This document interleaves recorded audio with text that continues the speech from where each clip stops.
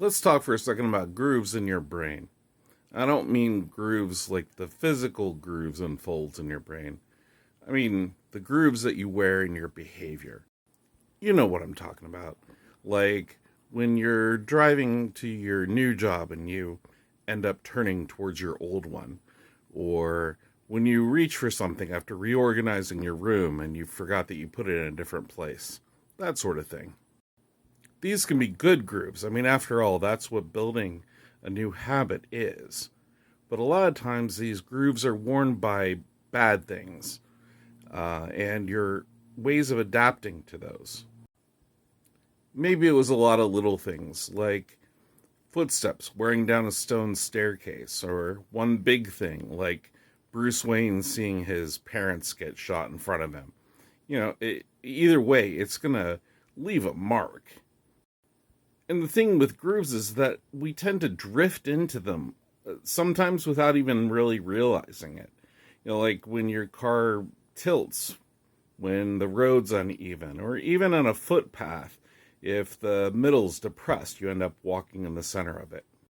And the same thing goes for your behavior. You find yourself going back to that same groove without intending to, unless you purposely do something to repair it. Problem is, repairing these grooves in your behavior is kind of like trying to fix your windowsill with just wood putty and a spork, which I actually did. It's a pretty crappy job. It's not very even, and it looks bad. But it's a lot better than what was there before, and it keeps the wind out. It's a little harder to shut the window. I have to mess with it a little bit.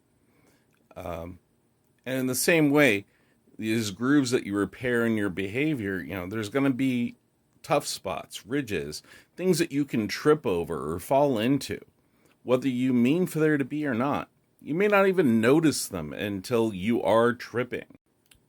And when you fall flat down on your face after working on something like that really hard, it can be really discouraging. Which is why I love this analogy so much. Because not only does it describe the repair process, but it actually makes it visceral. Not only can you see the rough spots that could cause unintended and even unforeseen problems down the line, but you can see how I can fix it. That I can take sandpaper to it later and smooth it out. Just like I can keep working on the grooves in my behavior and keep smoothing those out too. And so can you.